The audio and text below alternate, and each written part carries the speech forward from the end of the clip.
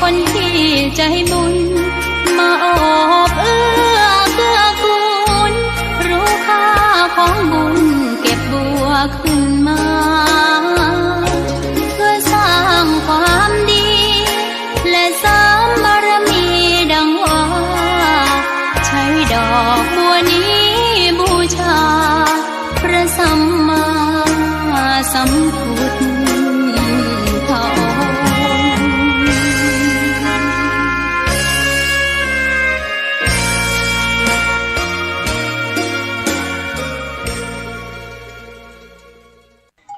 ขอความงอกงามในธรรมขององค์พระสัมมาสัมพุทธเจ้าจงมีแก่บรรดาท่านสาธุชนพุทธบริษัททุกท่านที่ฟังรายการทานธรรมทางสงบค่ำคืนนี้วันนี้ก็ตรงกับวันที่22วันศุกร์เดือนยี่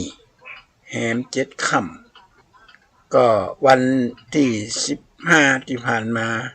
ก็เป็นวันยี่เป็งหรือวันลอยกระทงก็ในออกอากาศมีการถ่ายทอดสดในวันนี้ก็ได้มาพบปะญาติโยมเป็นประจำทุกๆวันอาตมาภาพพระครูโกศลสุตตวิธานหรือพระครูประหลัดอุทัยรัตนปัญโยที่เคยรู้จักกันเมื่อก่อนการฟังธรรมะฟังเทศน์ฟังธรรมจากสถานีวิทยุอย่างต่างๆเหล่านี้นะญาติโยมสาธุชนทั้งหลายเขาถือว่าเป็นหลักเบื้องต้นในการศึกษาของการปฏิบัติหน้าที่ในความเป็นชาวพุทธเป็นชาวพุทธเนี่ยก็มันก็มีมิติมีหลายสิ่งหลายอย่างที่เขาจะต้องใจปัญญาพิจารณาพุทธศาสนานั้นจุดเด่นเนี่ยก็คือปัญญาปัญญาคนโบราณเป็นบอกว่าคนมีปัญญาเหมือนน้ำปากตั้ง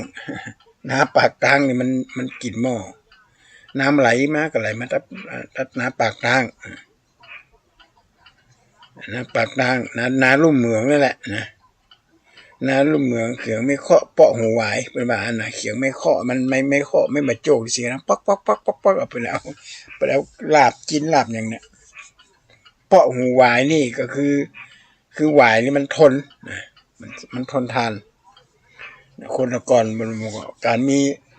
พวกคนมีปัญญาก็เหมือนน้ำปากตั้งก็คือมีอย่างดีๆไหลเข้ามาที่นี่เรามามองดูว่าคำว่าศาสนาเนี่ยญาติโยมมันมีองค์ประกอบอยู่ด้วยนะองค์ประกอบที่จะเป็นศาสนาได้นี่ก็คือ1มีศาสนวัตถุมีสิ่งก่อสร้าง2ศาสนธรรมคำสอนมีสิ่งก่อสร้างแล้วก็ต้องมีศาสนธรรมมีหลักธรรมคำสอนพระสัมมาสัมพุทธเจ้า3ศาสนคำสอนมีหลักคำสอน4ศาสนพิธีก็ต้องมีด้วยเพราะพิธีกรรมอย่างต่างๆนานาเหล่านี้เขาสามารถที่จะเอามาประยุกต์ใช้กับวิถีชีวิตประจำวันเขาจะยกตัวอย่างเช่นอย่างในครั้งหนึ่งพระพุทธเจ้าเป็นออกไปบิณฑบาตไปเจอสิงคาลกะมนพสิงคาลกะสูตรไว้ผงับพระพุทธเจ้าประกาศถามไว้อย่างก็ว่าไว้ทิศต่างๆผีตายป่อสร้างเอาไว้นะไปทิศเหนือทิศใต้ไว้พระนะคนอินเดียในนี้ประกาศยังไว้กันอยู่พระเจ้าประกาศบอกโอ้ทิศเขาก็มีเหรอทิศเขาก็อะไรเขาเรียนรู้กันนะมีทิศเบื้องหน้าทิศเบื้องหลังทิศเบื้องบนทิศเบื้องล่างเนี่ยทิศเบื้องซ้ายเบื้องขวาแต่ละคนต้องมีทิศเหมือนกันทุกๆคนในความเป็นพ่อเป็นแม่แต่ในแต่ละทิศเขาจะแยกอย่างไรให้พ่อแม่มีความสุขกายสบายใจพ่อแม่ในฐานะที่มีลูก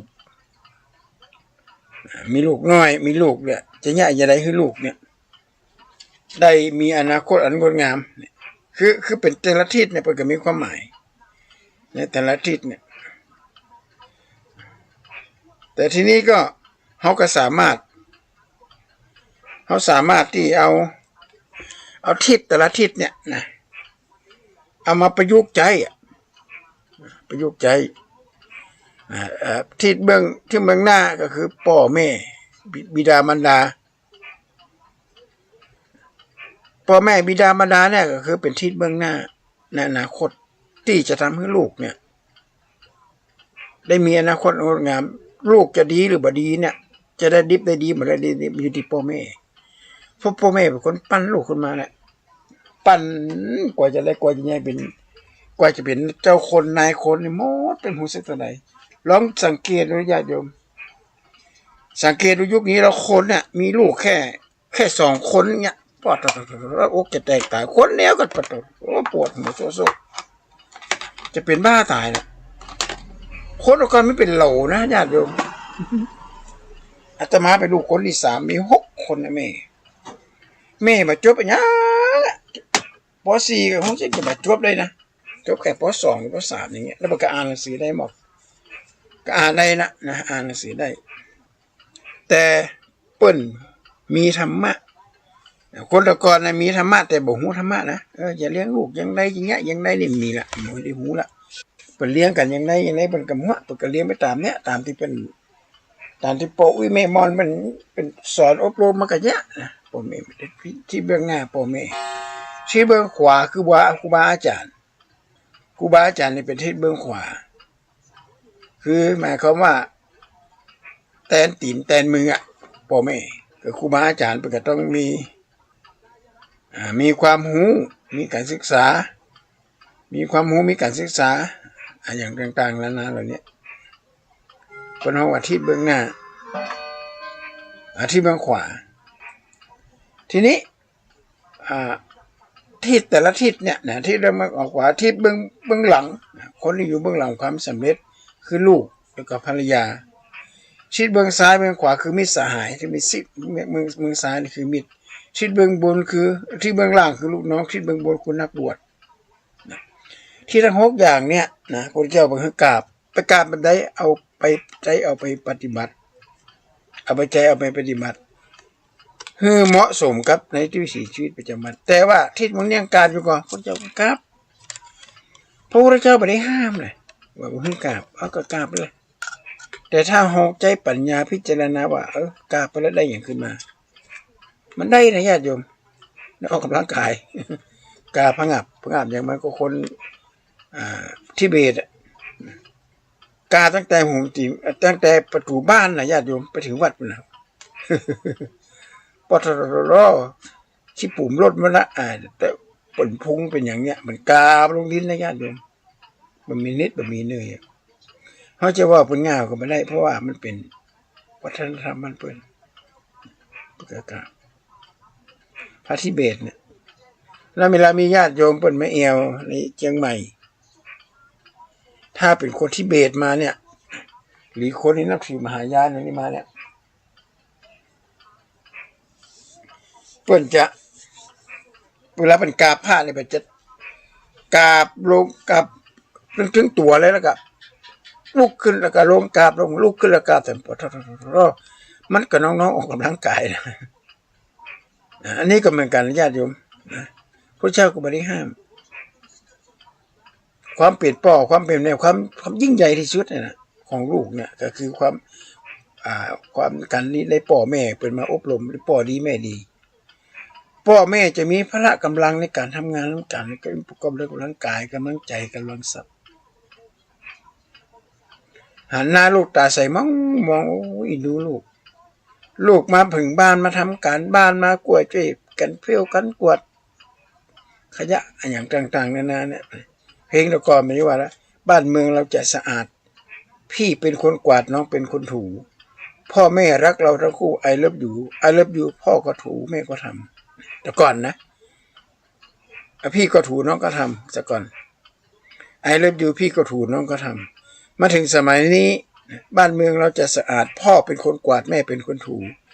พ่อแม่รักกันทั้งคู่I love youพ่อก็ถูแม่ก็ทำส่วนลูกก็ไปพออันอินเทอร์เน็ตเหรอมาเล่นเกมเหรอปล่อยพ่อแม่เนี่ยกันนี่คือคนตะกอนนะคนตะกอนสมัยโบราณเป็นแบบเปิ้นแบบหูธรรมะแต่เปิ้นมีธรรมะเปิ้นฮ้องว่าฮิริความละอายแก่ใจ โอตปะความเก่งกวดบาปสมมุติจะยาจะล้างกันเนี่ยเปิ้นมาได้พอกัน2 คนนะเปิ้นหลีตาเหลวไว้พอในปีในอู่ลูกน้อยสตาใส่มังงวงพ่อแม่เหลวพ่อลูกนอนอยู่ในเปแล้วปิ้งมาพอหน้ากันมาแยกทางกันเพราะฉะนั้นปัญหาการยาล้างของสมัยโบราณนี่มีน้อยขนาดนักเลยแทบจะบ่มีหึ่งหันเลยแต่มาถึงยุคนี้สมัยนี้เนี่ยน่าห่วงมากพ่อแม่ละอ่อนเป็นเลี้ยงดูมาคนละทิศคนละทางคนนั้นก็เรียนไปอย่างคนนั้นก็เฮียนไปอย่างนี่พอมาอยู่ด้วยกันจูนหากันมาได้พอจูนหากันมาได้ไปสามารถจะปรับตัวเมื่อปรับตัวเข้าไปหากันก็แยกทางกันเลยโอ้โหขึ้นศาลโอ้ยอุ้มลูกไปบางคนก็บอกว่าพ่อแม่จะเป็นคนดูแลพ่อแม่พ่อจะเป็นคนพอบางทีก็ให้แม่เป็นคนดูแลคือประคำนึงเลยเนี่ยว่าเงินทองนี่ไม่ได้เป็นคำตอบของลูกเราออมมาต้องการเงินทองอย่างนั้นขออยู่ในอ้อมกอดของพ่อของแม่เป็นยังบอกว่ายามเด็กเราต้องการพ่อต้องการแม่พอถึงยามแก่พ่อแม่ก็ต้องการเราอันนี้เป็นเรื่องจริงนะสมมติไอ้แม่จะไปกาดเนี่ยให้แต่ก่อนเนี่ยมันก็จะไปตายนี่ ให้การอ่อนให้นี่ก็คือว่ากลัวแม่จะละจะขว้างแม่จะหนีลูกไปไหนนะอย่างเงี้ยให้ก็ไปให้แม่ไปแม่จะไปเนี่ยการงานต้องอยู่กับพี่เลี้ยงนะอยู่คนใจอยู่บ้านเล่นกันไปยังกันไปสมัยโบราณเขาสามารถที่จะอยู่กับพ่อกับแม่เจริญเติบโตด้วย2 มือของแม่ที่บ่หูธรรมะแต่มีธรรมะในหัวใจจะไปลักไปจกจะไปจุจะไปล่าไปนิ่มได้ละคนก่อนเปิดมีฮิริโอตปะความละอายแก่ใจพระอาตมาภาพยังได้เคสสตัดดี้มาอันหนึ่งเคสสตัดดี้นี่ก็คือแม่แยกทางกับพ่อแม่แยกทางกับแฟนตั้งแต่น้องคนนี้ยังตัวน้อยอยู่ยังมาได้ยังหูหมอกหูกำคนออกมาให้มาดีนะ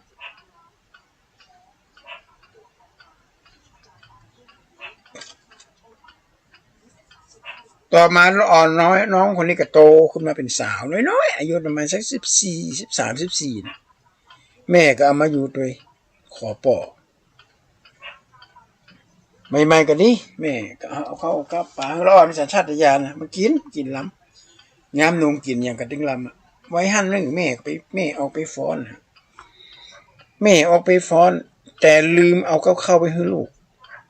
ร้อนมันปิกจะเฮียนหนังสือมาอ่านทำการบ้านเสร็จมีอย่างกินละไปเปิดตู้เย็นกับลงกลเนี้ยแก้วนี่แตกปัดร้อนเอาขวางมันกระโทรไปหาพ่อว่าแม่มาดูแลเอาละแม่ปิกมาก็ให้กันแล้วครับนี่บอกคือแม่เนี่ยพาลูกไปหาพ่อภายในคืนนี้ได้ก่อนแม่ต้องเหมารถไปนะญาติโยมบ้านก็อยู่ตั้งจังหวัดอยู่ไกลให้แม่นี่ให้ขนาดนักเลยเพราะว่ามันนึกบอกฝันว่าจะเกิดเหตุการณ์นี้ขึ้นมาก็คือพิษนั่นเองแหละฮะที่บ่เอาเข้าก็ปากละอ่อนไว้ละอ่อนคนนี้เอารุดกำปากออกมากำหนึ่งว่าแม่มาเลี้ยงลูกตอนแก่ตอนลูกเป็นสาวเนี่ยมันความหมายความหักมันกับมันได้เต็ม100%เนี่ยลูกก็บอกแบบนี้พอลูกพ่อแม่นี่ได้ปล่อยลูกเผชิญกับชะตากรรมเขาเรียกว่าความว้าเหวในท่ามกลางฝูงชนอันนี้แหละญาติโยมที่รักธรรมในพุทธศาสนาเนี่ยที่เป็นสอนว่ากายเวทนาจิตธรรมนะในมหาสติปัฏฐานสูตรเขาสามารถนำเอามาใช้ในชีวิตประจำวันได้นะคือกายนะเขาหูจักลมหายใจเข้าออกหูจักว่ากายของเราประกอบไปด้วยขันธ์ 5รูปเวทนาสัญญาสังขารวิญญาณประกอบไปด้วยธาตุ4ก็ได้การปฏิบัติตรงเนี้ยเขาสามารถเนี่ยเขาสามารถเนี่ยเอามาใจได้ร่างกายของคนเขากว้าง2 แนวมาน่ะคือ หลวงพ่อพุทธทาสไปบอกว่าที่สุดของชีวิตเนี่ยขอให้ที่สุดนะที่สุดของการดำเนินชีวิตเนี่ยชีวิตเนี่ยเป็นสมบัติที่มีคุณค่ามากที่สุดเลยร่างกายเป็นสมบัติที่มีคุณค่าที่สุดคือสิ่งที่ดีที่สุดคือรักษาสุขภาพร่างกายให้สมบูรณ์แบบมันจะเจ็บอดแอดอยากกินนั่นอยากกินนี่กายร่างกายจะต้องแข็งแรงต้องหมั่นดูแลสุขภาพเลยถึงมื้อถึงวันนี้เขาย่ำยีร่างกายนักเป็นยังบอกว่า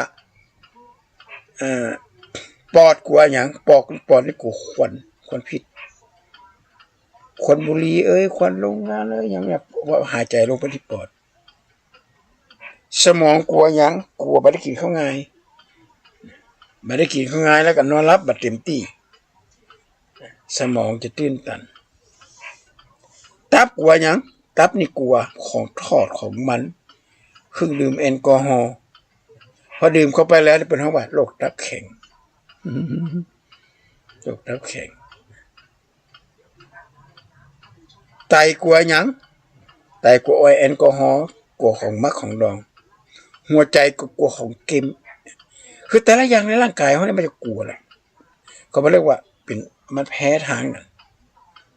เพราะนั้นเขาจะต้องศึกษาแล้วกายเราเนี่ยต้องศึกษากินอะไรอย่างมันอย่ามาเจ็บป้องกรอกกร่อยบิดเกิดเป็นนั่นเป็นนี่เอาละต้องรีบไปหาหมอนะญาติโยมเอาเลือดไปตรวจการตรวจดูอุจจาระการตรวจดูเหี่ยวดูปัสสาวะอย่างนี้ต้องให้หมอมาตรวจ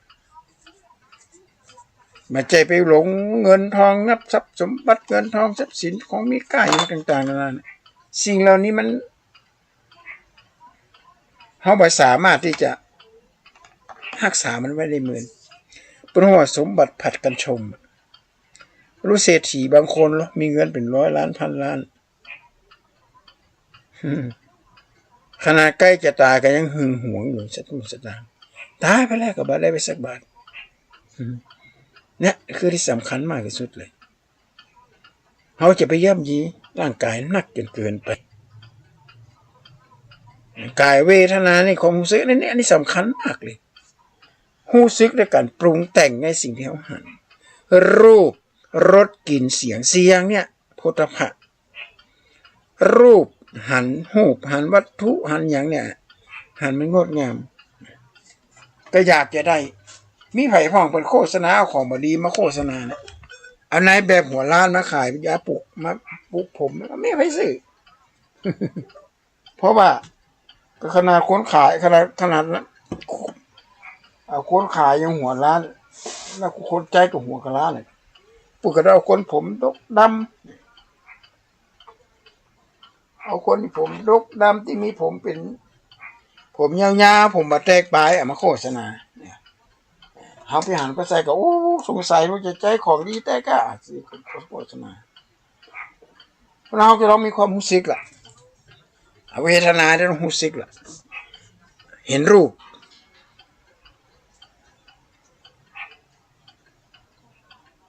ไปหลงรูปไปหลงวัยไปหงลักเมาสาวน้อยสาวจีอย่างคนตีแต่งเนื้อแต่งตัวมาโฆษณาสีขาวผมขาวผมดำอย่างแต่หารู้ไหมว่ากว่าจะมาเป็นนายแบบกว่าจะมาเป็นนางแบบเนี่ย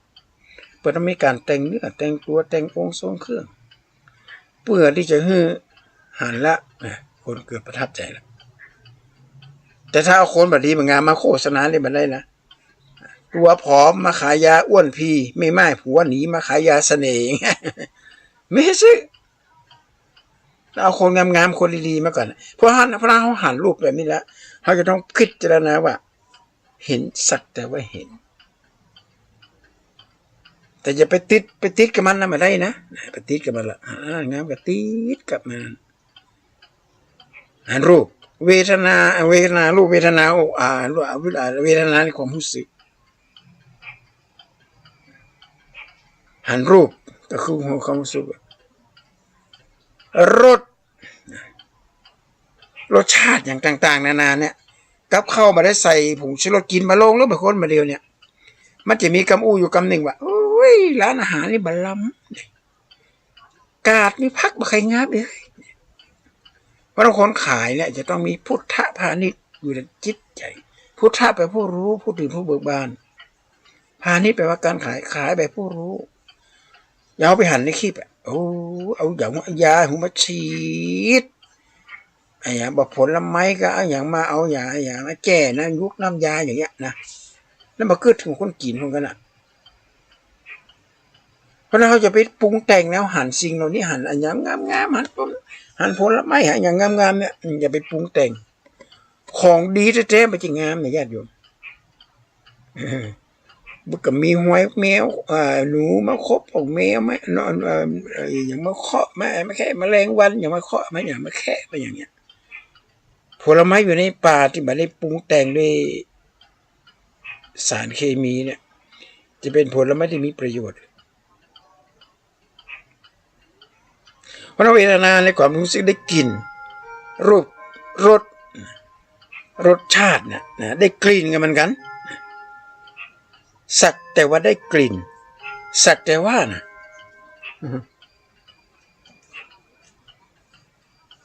มันก็หอมอ่ะประเดี๋ยวประดาวไปหลงกับความหอมของปิ้งของย่างของทอดก็มันอย่างต่างๆนั้นเนี่ยเอาไปหลงมาได้พอได้กลิ่นขึ้นมาปุ๊บบอกว่าได้กินเนาะได้กินเนาะแล้วก็พิจารณาว่ากลิ่นเหล่านี้มันหอมจริงอยู่อะแต่ว่ามีพยามัจจุราชแฝงอยู่ไปทางไหนของปิ้งของย่างของทอดเนี่ยนะคุณหมอเป็นเตือนมาเนี่ยนะไม่ใช่อัตวกะอัตมานะเขาไปหลงดูทีวีหมอเป็นบอกว่าอย่านะอย่าไปกินของปิ้งของย่างของทอดของมันมากเกินไปหมายความว่ากินเห็ดติ้งวันอะกินเห็ดติ้งวันมีติ้งลาบมีติ้งซาโลอันนี้ตัวร้ายเลยของดิบของแดงหมดเนี่ยถ้าเขาไปติดเขาไปยึดไปติดมันติดกับรสชาติกับกลิ่นรูปรสกลิ่นเสียงนี่รวมไม่ถึงเสียงติชิดนินทาว่ากล่าวอย่างต่างๆนานาเนี่ยได้ยินสักแต่ว่าได้ยินปรุงแต่งอย่าไปปรุงแต่งถ้าตราบใดเมื่อเราปรุงแต่งขึ้นมาปุ๊บปัญหาตามมาเลยทันทีนั่นเอง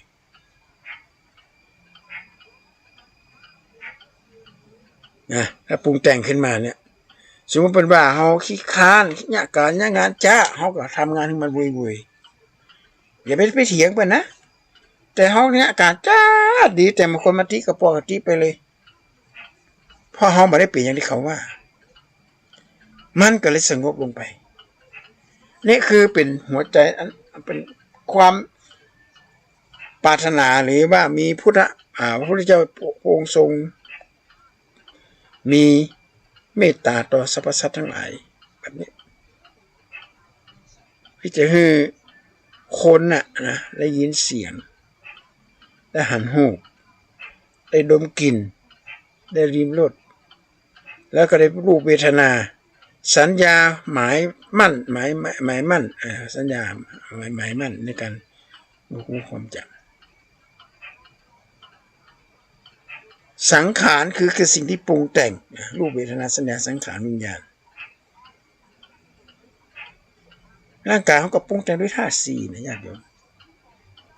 ร่างกายคนเรานี่จะเปลี่ยนไปทุกเสี้ยววินาทีรับอยู่มันก็เปลี่ยนเพราะกฎของไตรลักษณ์ยิ่งกว้างกว่ากฎของอริยสัจนะทุกมันจะตัวกฎทุกของในไตรลักษณ์เนี่ยกว้างกว่าทุกของไตรลักษณ์อรูปของอริยสัจทุกของอริยสัจมันอยู่ที่ตัวบุคคลในการแสวงหาหรือก็มีความปรารถนาสมุทัยแหละเหตุทำให้เกิดทุกข์พระพุทธเจ้าปฏิบอกว่าทุกข์นี่เอามาก่อนเลย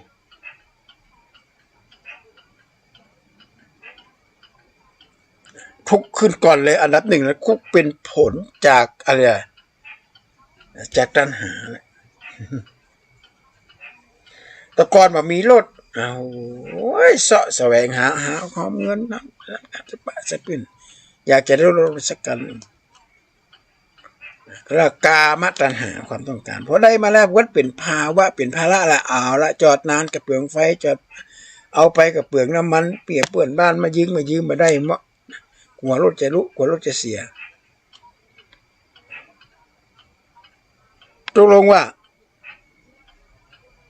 ก็เกิดความทุกข์ขึ้นมาแหละ เป็นภาวะวิภาวะตัณหาก็เป็นทุกข์เหมือนกันโอ้ไม่อยากจะให้เปลี่ยนรุ่นใหม่นะโอ้รุ่นเก่าเลยใจได้จ้าเดี๋ยวรุ่นใหม่ก็ไปมาเด็กๆเปลี่ยนเฉพาะกระจังหน้ามาได้หลายญาติโยม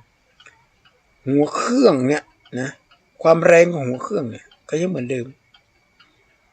รถจะซื้อมาใหม่ๆไม่รู้แหละผลิตขึ้นมาเนี่ย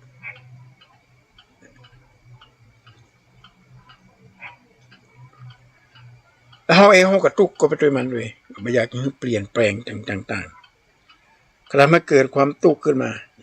พอเกิดความตุกขึ้นมาอย่างทุกสมมติฐานว่าหาเหตุนิโรธหมายความว่าการที่อยากจะได้ของเนี่ยนะมันต้องวิเคราะห์ก่อนสมควรจะได้ก่อน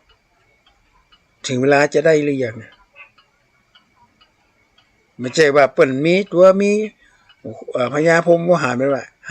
หันเปิ้นมีก็จะไปบิหันเปิ้นยะก็ไปยะก็ยะเหมือนเปิ้นยะจะไปยะเหมือนเปิ้นคือยะเหมือนเปิ้นคือเหมือนบ้านเหมือนเมืองเปิ้นยะจะไปยะเหมือนเปิ้นก็จะไปยะบ้านเปิ้น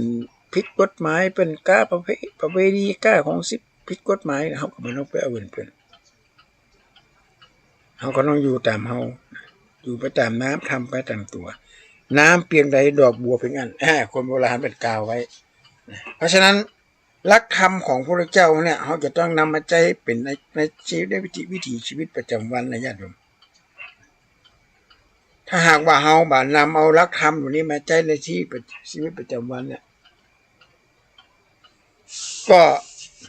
ยังไงคนมีศีลมีธรรมเหมือนเรือบ่มีในท้ายมุนธรรมะอันไหนมาใจมีหลายคนห้นหัวหมอลำเดี๋ยวนี้สร้างพระพุทธรูปไม่ได้อานิสงส์ว่าเขาสร้างอุโบสถสร้างวิหารอย่างว่าต้องมีพระพุทธรูปละเนี่ยก็ว่างเปล่าไปเลยกันคือทุกสิ่งทุกอย่างเนี่ยมันมีเหรียญสองหน้าเราต้องพิจารณาก่อนว่าวัตถุประสงค์ในการสร้างพระพุทธรูปเพื่อหยังเพื่อคนกราบคนไหว้วันนี้เวลาการอาตมาภาพก็มันเลยมาละนะวันศุกร์หน้าตรงกับวันที่29แล้วมาพบปะกันใหม่ในญาติโยมสาธุชนทั้งหลายวันนี้อาตมาภาพพระโคโกศลสุตตวิธานขอจากญาติโยมไปกันเลยขอความสุขสวัสดีจงมีแด่สาธุชนทุกท่าน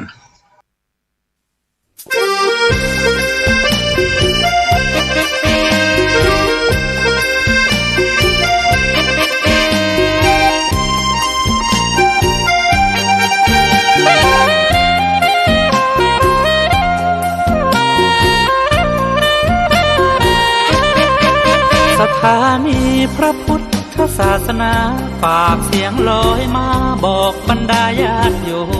มที่มีใจใช้ธรรมฉโลมที่มีใจใช้เพลงฉโลมบอกบรรดาญาติโยมให้ฟังคลื่นนี้